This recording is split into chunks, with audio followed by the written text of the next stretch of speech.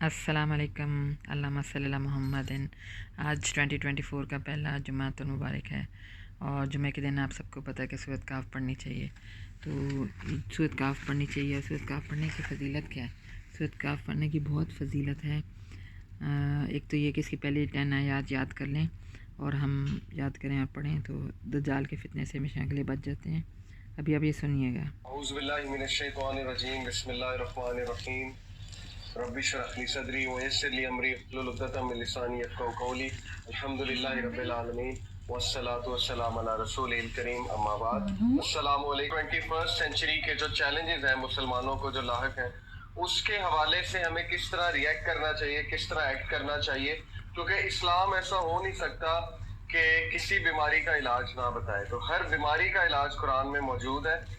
अब ये सवाल उठता है कि दज्जाल कौन है, दज्जाल कब आएगा, दज्जाली फितना क्या चीज़ है, क़यामत कब आएगी, क़यामत के क्या साइंस, कैसे एक्ट करना है। तो सूरह कहफ की अहमियत उस हवाले से बहुत मुनफरिद अंदाज से वाज़ेह है हदीस में। मैं आपको कुछ हदीस सुनाता हूँ। एक हदीस के मुताबिक नबी सल्लल्लाहु अलैहि वसल्लम ने फरमाया कि जो शख्स सूरह कहफ की पहली 10 आया, एक हदीस में पहली 10 आया का जिक्र है, एक हदीस में आखिरी 10 आयात का जिक्र है, जो भी इन आयात को मेमोराइज करेगा, हिफ्ज़ करेगा, वो दज्जाल के फितने से इंशाल्लाह महफूज रहेगा।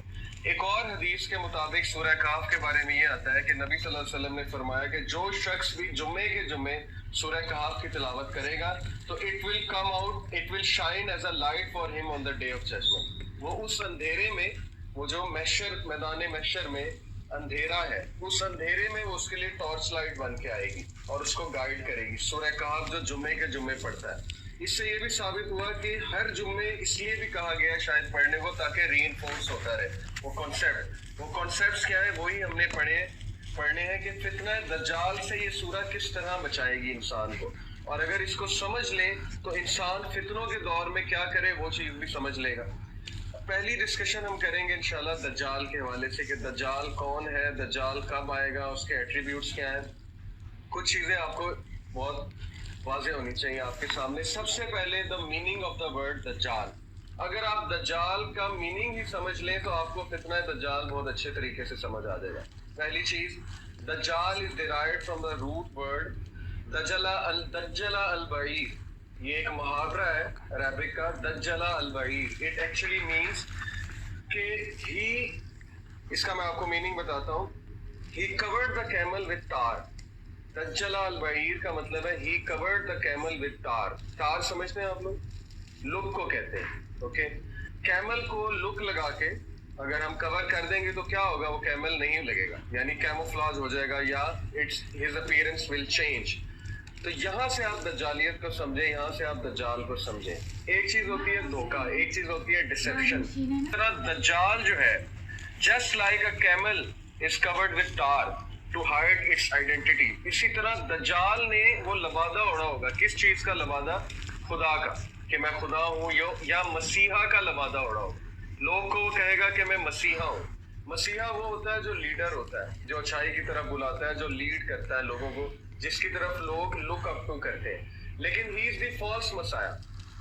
असल मसीहा जो है वो ईसा अलैहिस्सलाम है और फॉल्स मसाया जो है वो दज्जाल है। तो इस वर्ड से हम बड़ा अच्छा समझ सकते हैं कि दज्जाल लोगों को डिसेप्शन में डालेगा, इतनी ज्यादा डिसेप्शन में डालेगा कि इंसान को एहसास भी नहीं होगा कि मैं धोखे में हूँ, और यही दज्जालियत है असल में। दूसरा, इसका रूट वर्ड है दजल। दजल का मतलब मैंने आपको जैसे पहले भी वाज़ेह किया था, इसका मतलब है डिसेप्शन, द ग्रेट डिसेप्शन, यानी इंसान धोखे में होगा और उसे पता भी नहीं लगेगा।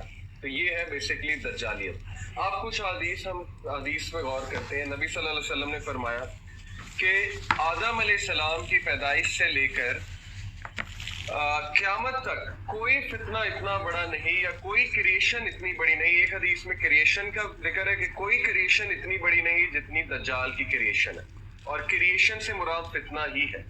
अब what is the meaning of the word फितना? कोई किसी को पता है फितना का क्या मतलब है?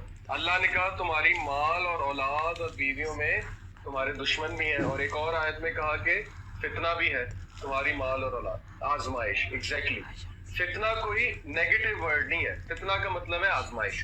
अगर नबी सल्लल्लाहु अलैहि वसल्लम ने हदीस में ये कहा कि the world is sweet and green, और बनी इसराइल को तबाह करने वाली जो مخلوق تھی وہ عورت کی ذات تھی، کیونکہ ان کے لیے فتنہ بن گئی تھی۔ اس کا یہ مطلب نہیں ہے کہ عورتوں کو ڈیگریڈ کیا جا رہا ہے، بلکہ فتنہ کا مطلب ہے آزمائش، عورتیں ان کے لیے آزمائش بن گئی تھی۔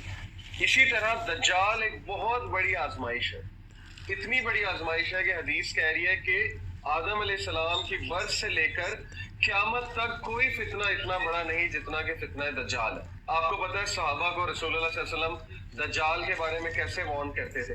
صحابہ خود بیان کرتے ہیں، صحابہ کہتے ہیں کہ جب نبی صلی اللہ علیہ وسلم دجال کے بارے میں بات کرتے تھے، his eyes would turn wide، ان کی آنکھیں وائڈ ہو جاتی، جیسے کہ قال ما مكنني فيه ربي خير فأعينوني بقوة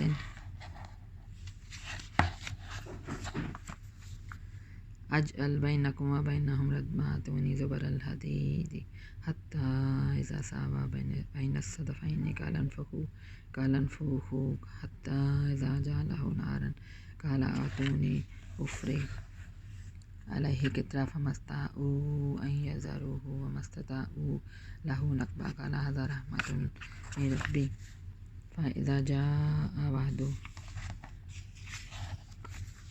ربي جعله دكا وكان وعد ربي حقا وتركنا بعضهم يومئذ يموج في بعض ونفخ في الصور فجمعناهم جمعا وأعرضنا جهنم يومئذ للكافرين عرضا الذين كانت أعينهم في غطاء عن ذكري وكانوا لا يستطيعون سمعا أفحسب الذين